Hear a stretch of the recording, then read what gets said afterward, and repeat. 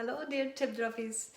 In today's bonus tip drop, I would like to share some quick and easy exercises to release and relax the upper back. This is something we have been doing in our Boost Season 1 Isolations Part 1 Upper Body. So that's something we are working on right now in my online Boost classes. And what you will need for this class is your eyes. Hi Chen, hello.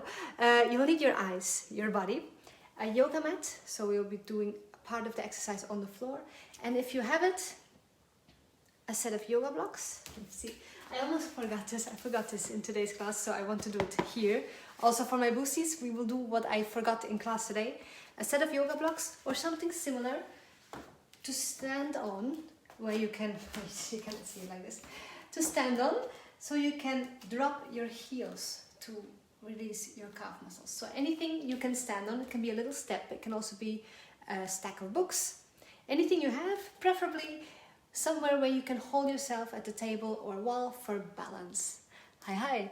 So in this tip drop, we will explore how much difference it makes in your back muscles if you use the muscles of your eyes. So if you relax your inner deep front line. So if you know about Anatomy Trains, it's one of my favorite books, and it talks about how different muscle lines work together, collaborate for movement patterns. And you can use this to your advantage for walking, for instance. It's a movement pattern, or for relaxation. If some parts of you get stuck through habitual movements or lack of movement, you can use these connections to release parts of you that have been stuck in a certain position.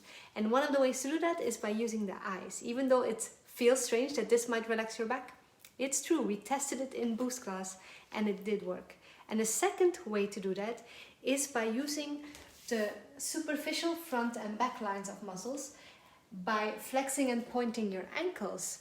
Also, this part of your body, the big back muscle, will respond to that, and even the muscles between your shoulder blades. Okay, the rhomboids, not the rhomboids.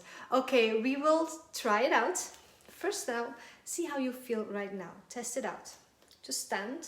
Notice if your weight is in both feet evenly, or maybe a bit more on one side or the other. And walk around. Just walk around a bit.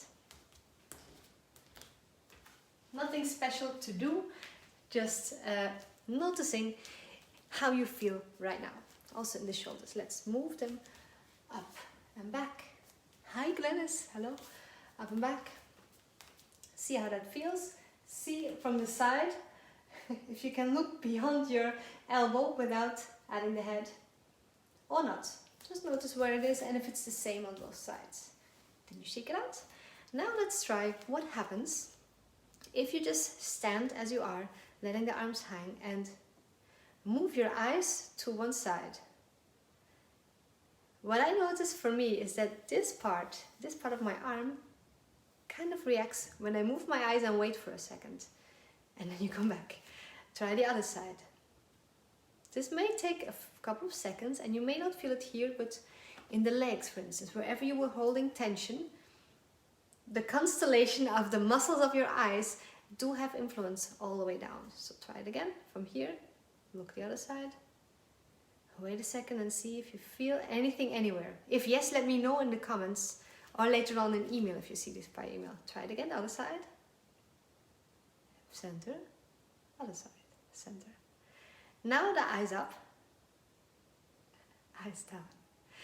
You may feel this when standing and you may not, but if you're lying on your back, it's even more clear, because then gravity also helps you to notice if you become heavier on one side or the other. So that's one thing. Let's try this now, laying down. We will use the blocks in a moment. I hope I don't forget them again.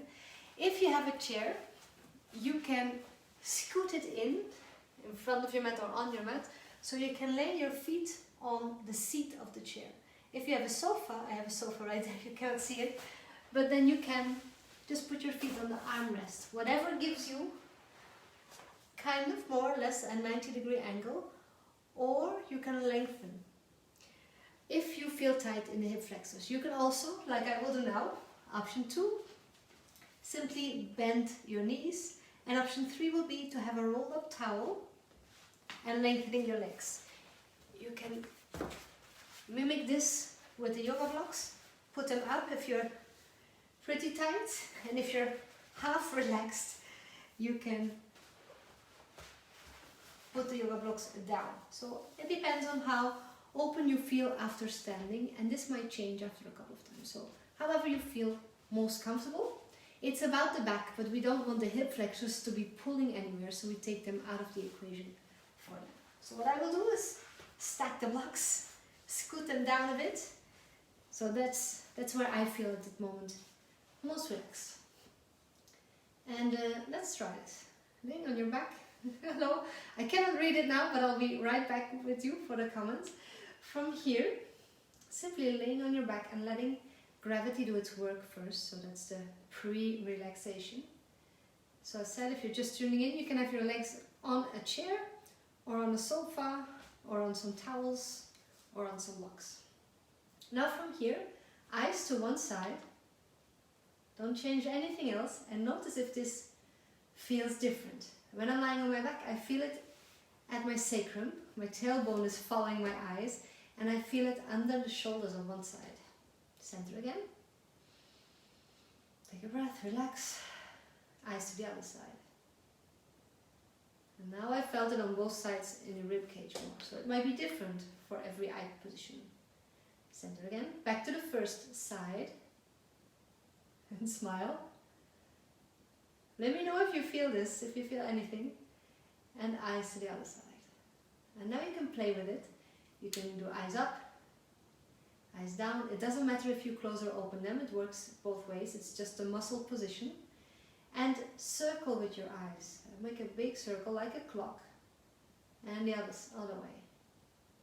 This is something I do before a relaxation or meditation session. If I feel a bit stressed, or if I have been watching at a screen, looking at a screen, I simply close or open my eyes and move my eyes in their sockets, and it helps me relax a bit more deeply. Okay, so that's option 1. Let's come out of this carefully. If you're very relaxed, bend yourself first and move the knees before you come out of any deep passive relaxation. Roll to the side. Now we will try. Yeah, so if you're standing, it could be tension from here or here. What I usually do is I split stance myself. One leg in front, one in the back, and I move a bit. It will help my hip extension. And then I move the upper body and I move this. So the more parts you can move to interrupt the standing, the better. So the body needs movement. If it's held in one position for too long, and it can happen if you're concentrated on what you're doing, it is better to move. So try this. Try laying on the floor and moving your eyes. It might help relax exactly this area. For me, it sometimes does. Okay, part two. The part that I forgot in the boost class today is working with so this was the deep front line. If you Google that, you will find what I mean. Now I'll work on the superficial back and front lines. Each of them has an influence on the middle of the upper back. So get your blocks or something similar. Hold something for balance. I will hold this for demonstration. And as is seen in one of the previous tip drops, but it's for a different goal now, I'm going to hang my heels off the block. Legs are straight. And then I'm going to gently pretend I'm walking, so my heels can drop gently lower and lower behind the block. If you feel very tight, don't do it too deeply at once. Give yourself, ease into it. Give yourself small steps, baby steps. And then when it starts to feel more released, you can slow it down and sink a bit deeper. And then do the opposite stretch to the front. So I'm pushing my ankle to the front, maybe even the toes. And on the other side, I extend my leg and I drop the heels. This is just to open it up as a preparation for part 2. Yes, okay. So wiggle that out. Do this as often and as long as feels beneficial for you. This ankle dropping, you can do that every day. It's very good for the legs. So now that we have opened up the calf muscles a little, let's see what happens when you're on the floor and do that.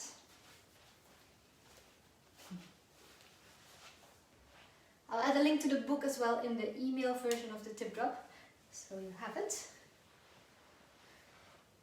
So from here, if your hip flexors are tight and you want to straighten out your legs, use your blocks or use your chair.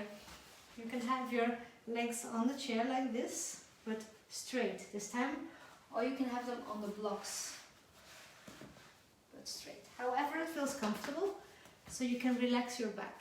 So have them as high as you like, but lengthen now. Also give this a moment. Usually I do this on the chair, but I don't have my chair with me right now. It is there, but there's laundry on top of it. So you get the block version today. Now, as you're laying here, palms up, flex your feet. Point the toes toward your nose. And notice if that does anything in the back, and relax again. Take a breath to reset. Then point your toes, point your ankles more or less, and see if that gives a relaxation or a reaction at least between the shoulders. Relax again. Flex again. Relax. Point again. Relax. Now point one, flex the other. Point one, flex the other. And you can even do this with the hands. Also makes a difference, yes? If you're flexing here or flexing there. It travels all the way into the shoulders. But funny enough, if you do this with the feet, it also travels to the shoulders. It travels to the middle of the back. So point and flex. Maybe you cannot see my feet. I have short legs, but maybe not short enough. Point and flex. Point and flex, and then point one, then the other, one and the other. Then add the hands. Then add the eyes. And then you breathe. So that's it. Bring everything in again. Without any tension, you can circle. This is also a really nice lower back release. And then carefully you come up. Scoot your stuff out of the way. And feel that. Oh, I came up a bit fast. So feel this. Does this feel a bit more centered, relaxed? It does for me. My voice is lower. And I feel my feet more deeply into the floor, as if I'm more heavy in the hips. Let's walk around. Let's walk around with this. It's also nice for the lower back, in my case. I've been teaching, so we've been doing upper body, and because you're moving the rib cage, the lower back has to work hard. So this was a nice cool down. I hope my boosties are doing this. And you can move your head. So I hope this feels nice. If it does feel nice, let me know in the comments below.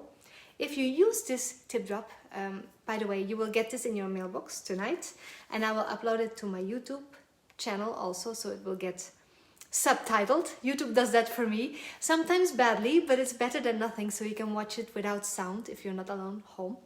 And use this anytime you need it. It's quick, it's easy. Move your eyes whenever you're doing something standing. Move your eyes when you're laying, maybe even laying in bed. I sometimes do the flexing, pointing, moving my eyes, laying on my back right before I get up, just to get everything moving from the inside out. Yes, it does. It does feel so nice. And you know, once you know it, it's free. Almost free if you paid for my classes. But I think this is the kind of thing more people should know. So I want to make it as accessible as possible. Yes, Maria, I think this is very good for you, for in between, and also for Vanessa Banani, if you see this later. I think these, if upper body pain has been with you for years, gently releasing it from the inside out, I think it's the best to complement whatever treatment or whatever exercises you are doing. It's a nice balance to give you more effect of whatever you're doing for yourself. So I hope this gives you a nice feeling to go into the weekend. Those of you who have joined our Online for Children Facebook group, thank you very much. We are almost at 100 people who are viewing our online classes for Dance for Children, which is, for those who don't know it, for the new ones, hello. I have been setting up for a team of dancers. We called Dance for Children. We gather funds to give to good causes to support children in vulnerable situations. And this year, there's 3 of us. There's Coralie Pates, Tami Suri, and me. It used to be a bigger team, but now it's 3 of us, and they have existed for 10 years. I supported them from the sidelines because I admired what they do. They use dancers' projects to gather funds for children, so it's Dance for Children.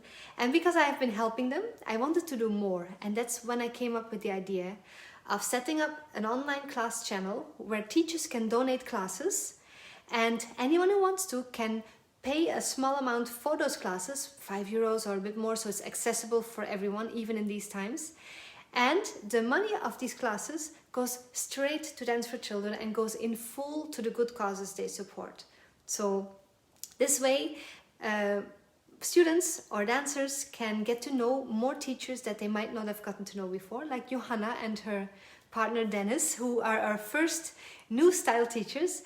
And we have now set up a Facebook group, which is new, where you can join these sessions that are donated to our channel live for 24 hours. So if you get yourself into the group, you get to taste all the classes that are donated to our channel for free, and then you can decide if you want to purchase them to support Dance for Children, or you just enjoy the classes. So you can choose the level of support, but just people being there and supporting the teachers already makes us happy.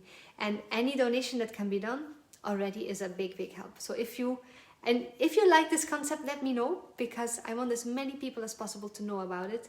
So you will see me posting about #OnlineForChildren. That's the new thing we are setting up. Guest teachers donating a class, teaching them for free on Facebook Live in our group. And then people can donate a small amount to buy the class, and this money goes in full straight to a good cause. That's it. That's what we're building. So I wish you a great, great weekend. Enjoy your relaxation. Let me know if this works for you, and I'll see you next week. Bye-bye.